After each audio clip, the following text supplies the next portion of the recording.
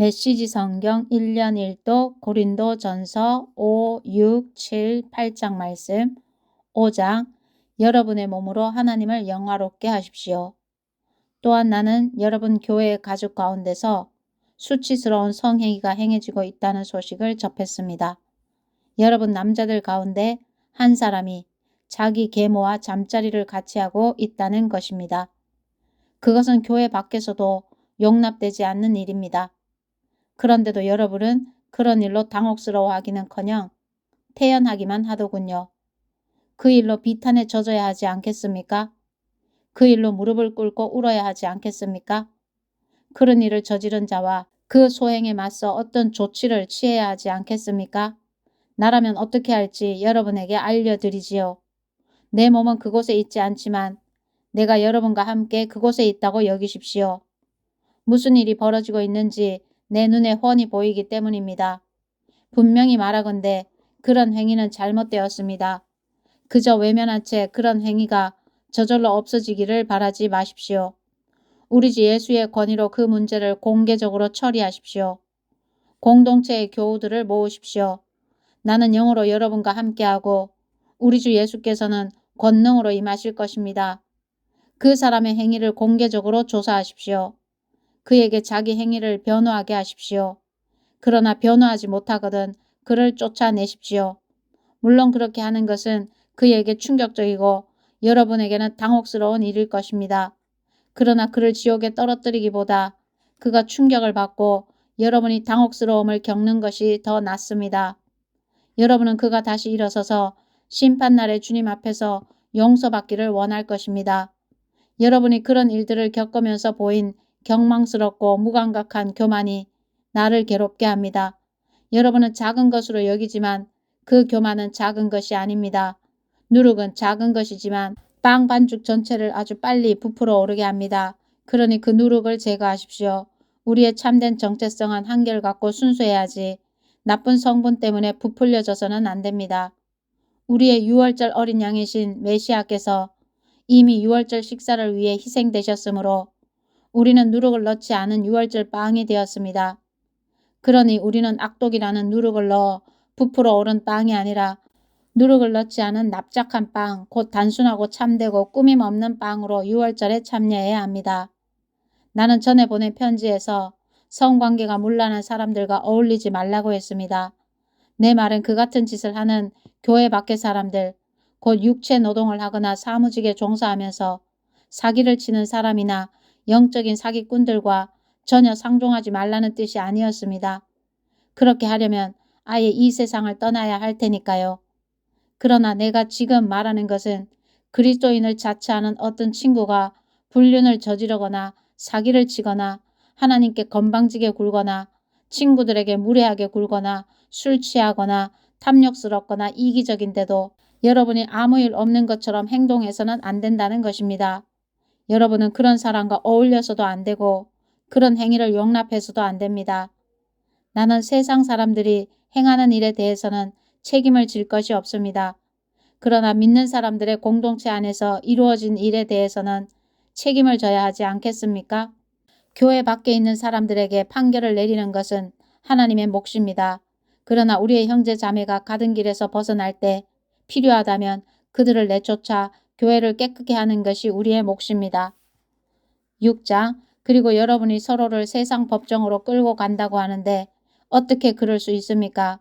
여러분이 부당한 취급을 받았다고 생각하여 그리스도인의 가족인 교회 안에서 그 문제를 해결하지 않고 하나님의 방식을 전혀 모르는 세상 법정으로 앞장서 가다니 그것이 말이 됩니까?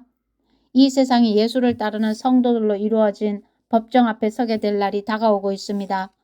장차 여러분이 이 세상 운명을 판결하게 되어 있다면 이처럼 사소한 일은 직접 판결하는 것이 바람직하지 않겠습니까? 우리는 장차 천사들까지 심판하게 될 테니 말입니다. 여러분이 이 일상적인 사건들을 판결하지 못할 이유가 무엇이겠습니까? 이처럼 불화와 부당한 일이 일어날 때 어째서 여러분은 다른 면에 있어서는 신뢰하지 않는 세상 사람들에게 그 일을 맡겨 판결을 받으려고 합니까? 내가 이토록 냉정하게 말하는 것은 여러분이 벌이고 있는 일이 얼마나 어리석은지 일깨우려는 것입니다. 불화와 다툼이 일어날 때 여러분 가운데 그 일을 공정하게 판결할 만큼 분별 있는 사람이 하나도 없다는 것이 가능한 일입니까? 믿을 수 없는 일입니다. 여러분이 하나님을 전혀 믿지 않는 사람들 앞으로 서로를 끌고 가다니요. 정의의 하나님을 믿지 않는 그들이 어찌 정의로운 판결을 내리겠습니까? 이런 법정 다툼은 여러분의 공동체에 흉한 오점이 되고 말 것입니다. 차라리 부당한 취급을 받더라도 그냥 받아들이고 잊어버리는 편이 더 낫지 않겠습니까? 지금 여러분이 벌이고 있는 일은 더 많은 부당행위와 불의가 일어나도록 기름을 끼얹는 격입니다. 여러분의 영적 공동체에 속한 가족들에게 더 많은 상처를 안겨줄 뿐입니다. 여러분은 이것이 살 길이 아니라는 것을 알지 못합니까? 하나님께 마음을 두지 않은 불의한 자들은 그분의 나라에 들어가지 못할 것입니다. 서로를 이용하고 악용하는 자들, 성을 이용하고 오용하는 자들, 땅을 이용해 먹으면서 땅과 거기에 있는 모든 것을 착취하고 남용하는 자들은 하나님 나라의 시민이 될 자격이 없습니다. 여러분 가운데 상당수는 내가 무엇을 두고 말하는지 경험으로 알 것입니다. 얼마 전까지만 해도 여러분이 그렇게 살았으니 말입니다. 그러나 그 이후로 여러분은 우리 주님이시며 메시아이신 예수와 우리 안에 계신 하나님, 곧 성령으로 말미암아 깨끗해졌고 새로운 출발을 하게 되었습니다. 법적으로 문제가 없다고 해서 영적으로 적합한 것은 아닙니다. 만일 내가 해도 된다고 생각한 것을 무엇이나 하면서 돌아다녔다면 나는 변덕의 노예가 되고 말았을 것입니다. 처음에는 살기 위해 먹지만 나중에는 먹기 위해서 산다는 옛 격언을 아시지요. 어찌 보면 몸은 덧없는 것이라는 말이 타당한 것처럼 들립니다. 그렇다고 해서 여러분의 몸을 음식으로 가득 채우거나 여러분의 몸을 섹스에 내맡기는 것이 정당화되는 것은 아닙니다. 주님께서 몸으로 여러분을 영화롭게 하시니 여러분도 자신의 몸으로 그분을 영화롭게 하십시오. 하나님께서는 주님의 몸을 무덤에서 이렇게 영화롭게 하셨습니다. 그분은 똑같은 부활의 능력으로 여러분의 몸을 대하실 것입니다. 그때까지 여러분의 몸이 주님의 몸과 똑같이 존귀하게 지어졌음을 기억하십시오. 여러분은 주님의 몸을 매음글로 끌고 갈 작정입니까? 나는 여러분이 그러지 않기를 바랍니다. 섹스에는 살갗과 살갗의 접촉 그 이상의 것이 있습니다. 섹스는 육체적 사실만큼이나 영적인 비밀이 있습니다. 이는 성경에 두 사람이 한 몸이 될 것이다 라고 기록된 것과 같습니다. 영적으로 주님과 하나가 되려거든 헌신과 친밀함이 없는 섹스, 우리를 전보다 더 외롭게 하는 섹스, 결코 한 몸이 될 수 없는 섹스를 추구하지 마십시오. 성적인 죄는 다른 모든 죄와는 의미가 다릅니다. 성적인 죄는 우리 몸의 거룩함을 더럽히는 죄입니다. 우리 몸은 하나님께서 주시고 하나님께서 의도하신 사랑을 위해 다른 사람과 한 몸이 되도록 지어졌습니다. 여러분은 여러분의 몸이 성령께서 거하시는 거룩한 곳임을 알지 못합니까? 여러분은 하나님께서 엄청난 대가를 치르고 사신 여러분의 몸을 함부로 굴리면서 제멋대로 살아서는 안 된다는 것을 모릅니까? 여러분의 몸은 여러분의 영적인 부분에 속해 있는 소유물이 아닙니다. 그 모든 것의 주인은 하나님이십니다. 그러니 여러분의 몸 안에서 여러분의 몸을 통해 사람들이 하나님을 볼 수 있게 하십시오. 7장 결혼과 독신에 관한 지침. 이제 나는 여러분이 내게 편지하면서 던진 질문에 답하려고 합니다. 첫째, 성관계를 갖는 것이 바람직한 일일까요? 물론입니다. 그러나 결혼이라는 확실한 관계 안에서만 그렇습니다. 남자가 아내를 얻고 여자가 남편을 얻는 것은 좋은 일입니다.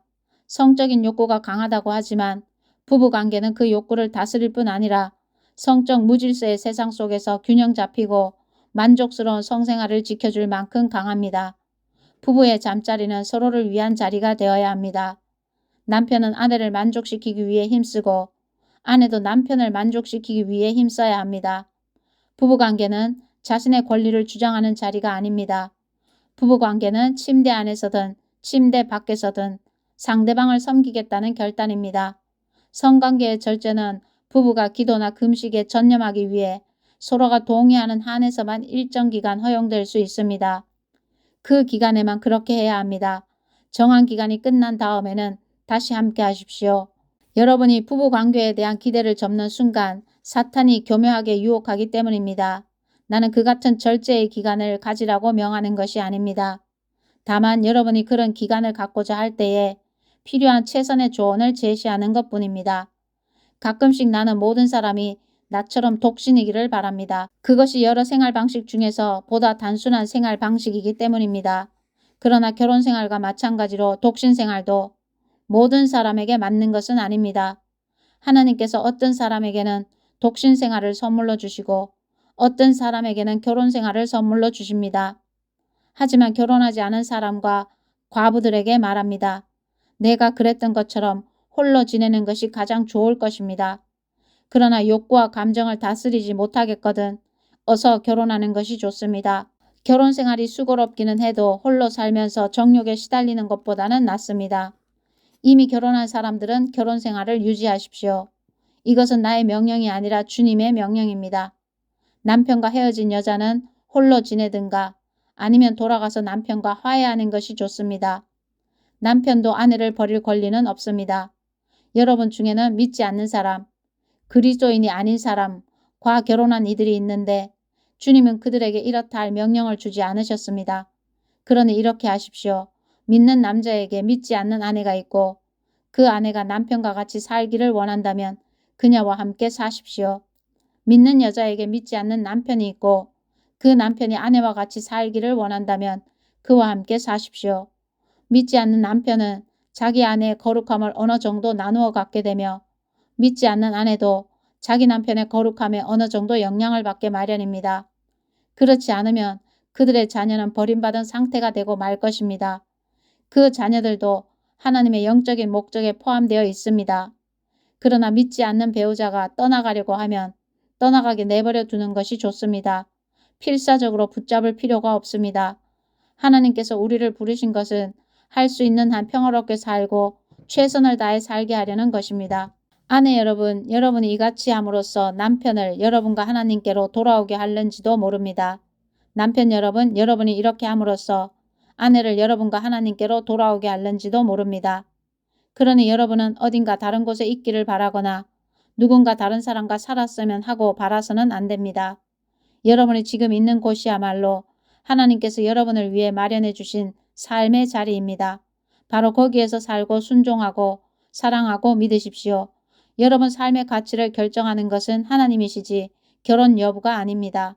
내가 다른 사람들보다 여러분에게 더 엄하다고 생각지 마십시오. 나는 모든 교회에 똑같이 조언하고 있습니다. 하나님께 부르심을 받을 때 여러분이 유대인이었습니까? 그렇다면 유대인이라는 증거를 없애려고 하지 마십시오. 하나님의 부르심을 받을 때 여러분이 이방인이었습니까? 그렇다면 유대인이 되려고 하지 마십시오. 유대인인지의 여부가 중요한 것이 아닙니다. 정말 중요한 것은 하나님의 부르심에 순종하고 그분의 계명을 지키는 것입니다.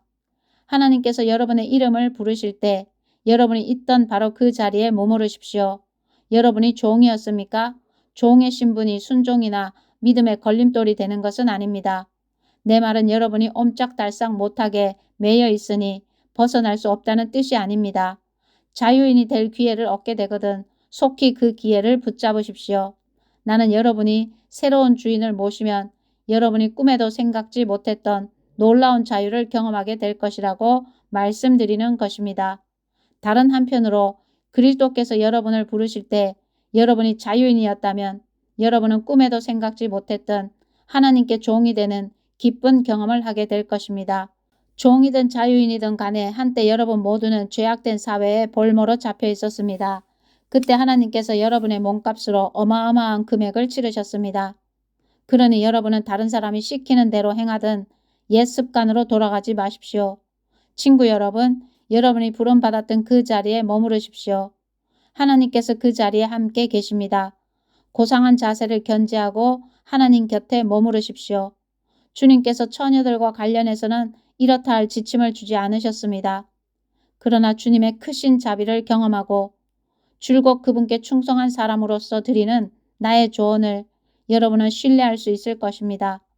지금 사방에서 우리에게 가해져오는 압박이 있으니 나는 여러분이 현재 상태로 살아가는 것이 가장 좋겠다고 생각합니다.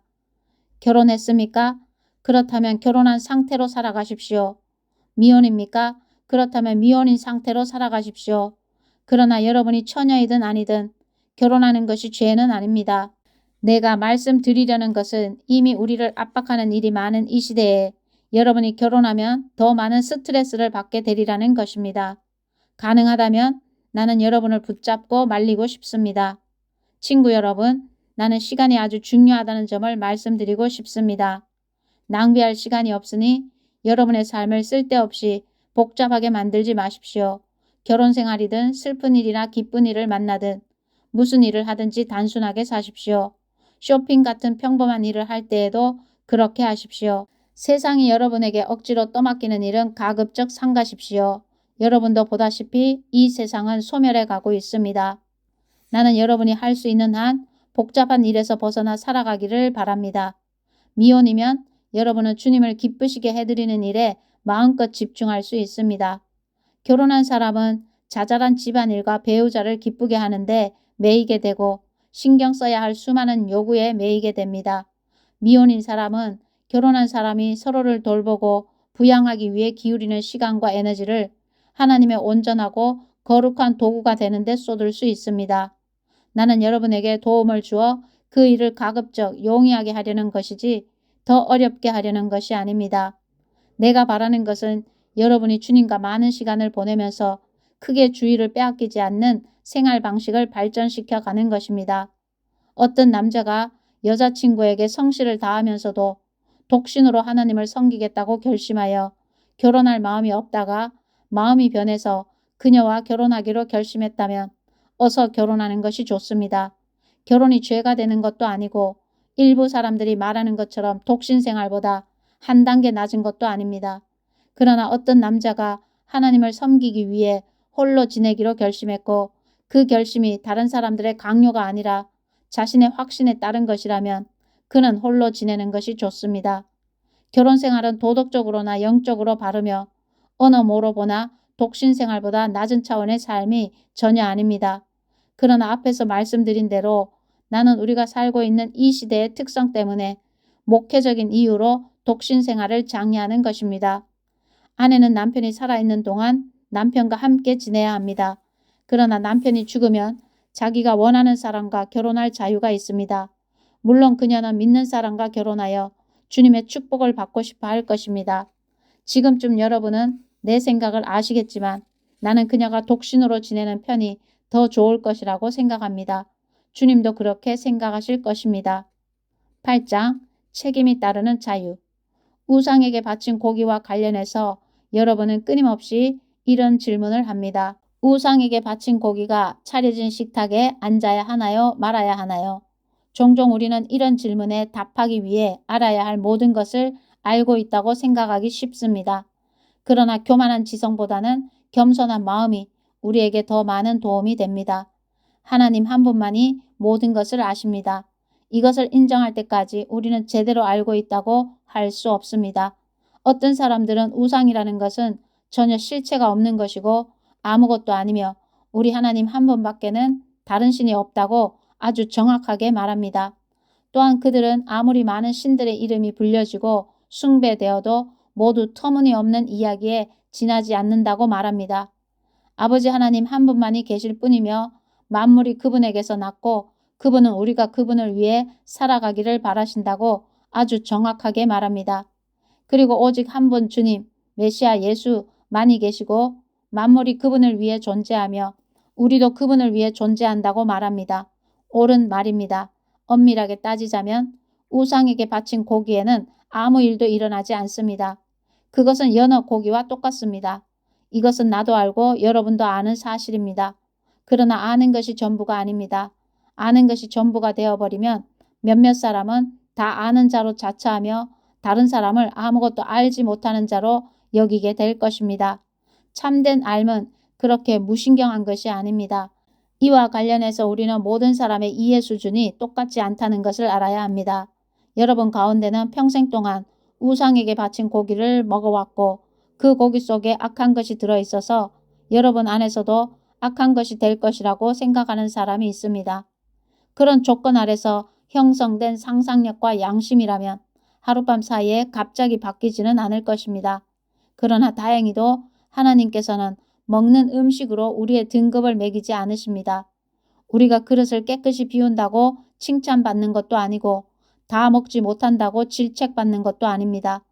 그러나 하나님께서는 여러분이 자신의 자유를 부주의하게 행사한 나머지 아직 과거의 틀과 생각에서 자유롭지 못한 동료 신자들을 길에서 벗어나게 할까봐 마음을 쓰십니다. 예를 들어 여러분이 우상 숭배를 위해 차려진 잔치, 곧 우상에게 바친 고기가 주요 요리인 잔치에 참석함으로써 여러분의 자유를 과시한다고 해봅시다. 만일 그 문제로 고민하던 어떤 사람이 평소에 여러분을 지적이고 성숙한 사람으로 여겼는데 그 잔치에 여러분이 참석하는 모습을 본다면 커다란 위험이 되지 않겠습니까? 그는 대단히 혼란스러워할 것입니다. 어쩌면 그는 자기 양심이 하는 말이 틀렸다고 생각하며 불안해할지도 모릅니다. 그리스도께서는 그 사람을 위해서도 자기 목숨을 내어주셨습니다. 그렇다면 여러분은 적어도 그 사람을 위해 그런 잔치에 가지 말아야 하지 않겠습니까? 여러분이 말하는 것처럼 잔치에 가고 안 가고가 중요한 문제는 아니니까요. 그러나 여러분이 잔치에 간 것이 여러분의 동료에게 심각한 상처를 주고 그를 영원히 망하게 한다면 그것은 큰 문제가 아닐 수 없습니다. 여러분의 동료에게 상처를 주는 것은 그리스도께 상처를 주는 것입니다. 여기저기서 거리낌 없이 행해지는 식사는 이 악한 사람들을 희생시켜도 될 만큼 가치 있는 것은 아닙니다. 우상 숭배로 더러워진 음식을 먹으러 가는 것이 여러분의 형제자매 가운데 한 사람이라도 걸려 넘어지게 할 우려가 있다면 절대로 그 자리에 가지 마십시오. 아멘.